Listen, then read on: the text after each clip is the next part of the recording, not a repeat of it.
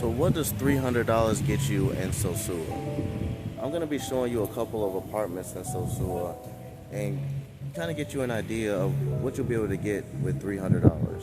Because there's options in Sosua too where you can get apartments or houses and you don't have to just depend on Airbnbs, just like Santo Domingo or anywhere else in Dominican Republic. So I got a couple of clips I'm going to show you of some places in Sosua so you can see exactly what you would get for that kind of money. When people hear a number like this, they usually just think about money, but it's not. It's about expectations actually, because the interesting part isn't what this place costs, it's why something like this feels normal here and impossible somewhere else. So this is Sosua. Now, this isn't a luxury apartment. It's not extreme and it's not a flex.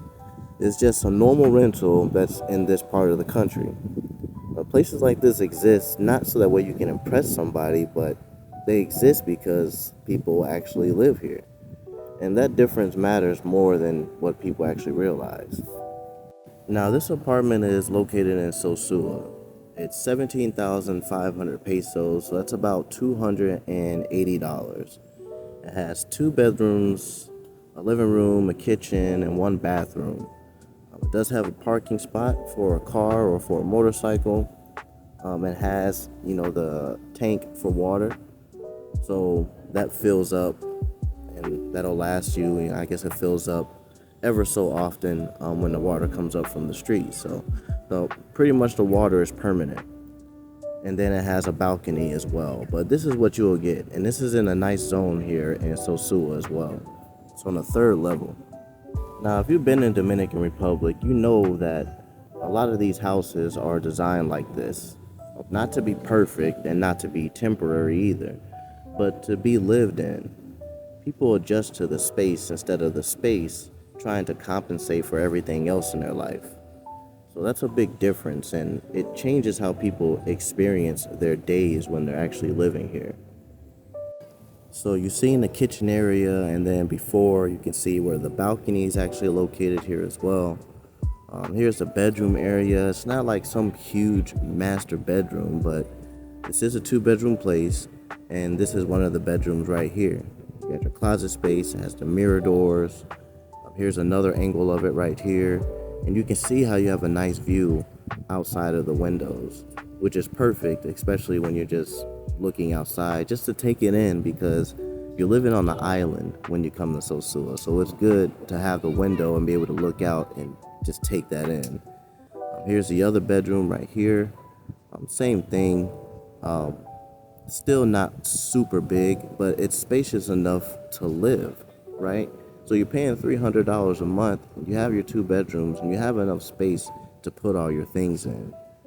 Here's that closet space with the slide doors, the mirror doors. You got your space on top as well that you can put extra things. So this place is actually really nice, and it's not like you have to spend an arm and a leg. And people need to understand that. Here's the bathroom space as well, and the bathroom looks nice. I like how they got the lights, like a little rope, and then the light bulbs hang down. So this place is only $300, but in Sosua, a lot of people are paying so that way they can get Airbnbs and stuff like that. But if you just spend a couple $1,000s, you can have you something for an entire year. So if you visit multiple times a year, you always got that spot. In this $300 range, places like this are common in Sosua. Prices change everywhere depending on the neighborhood that you're in, and that's normal, especially in the towns that you're in too.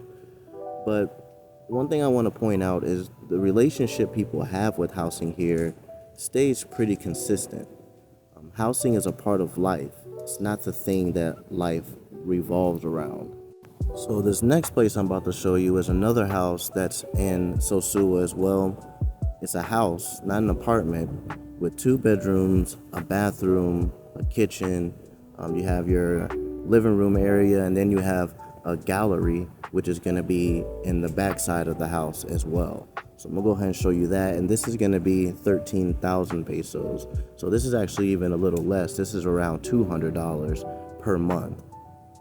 So you see here how you got your kitchen area, and it's spacious enough, especially if it's just you and a girlfriend, or even if you're just living by yourself here. So it's just big enough. And then if you look at like the floors and stuff like that, looks like they're polished. The rooms are clean. You still have your closet with the glass doors. Then we look at the bathrooms here. The bathrooms are spacious enough. You see a lot of showers in this country. You don't see a lot of bathtubs, but mostly showers. But it's just spacious and it's enough, especially when you're paying $200 a month.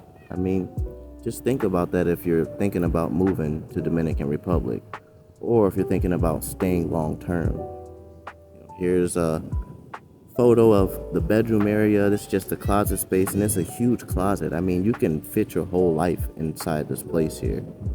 And then here's another view from inside the bedroom, but just kind of looking out into the hallway. I mean, there's so much space inside these apartments and these houses here. You know, back in the United States, a place like this would trigger a completely different reaction out of people because, well, not because it's better or worse, but just because the system around it is different. You know, in a lot of places, housing becomes the center of everything in your life. Your job choices, your stress level, your sense of security. But here in Sosua, it's just one part of the picture.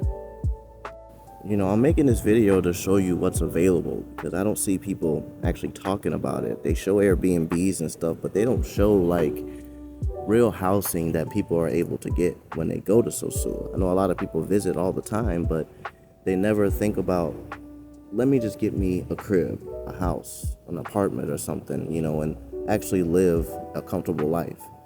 You know, it's not about saying that one country is better than the other. It's just about noticing how differently people experience the same basics, the same needs, just different pressures. But, you know, when people talk about places like the Dominican Republic, you know, they usually just reduce everything down to numbers. Your rent, your income, how the dollar converts to the peso.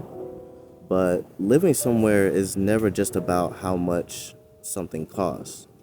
It's about how much of your life those costs actually take up.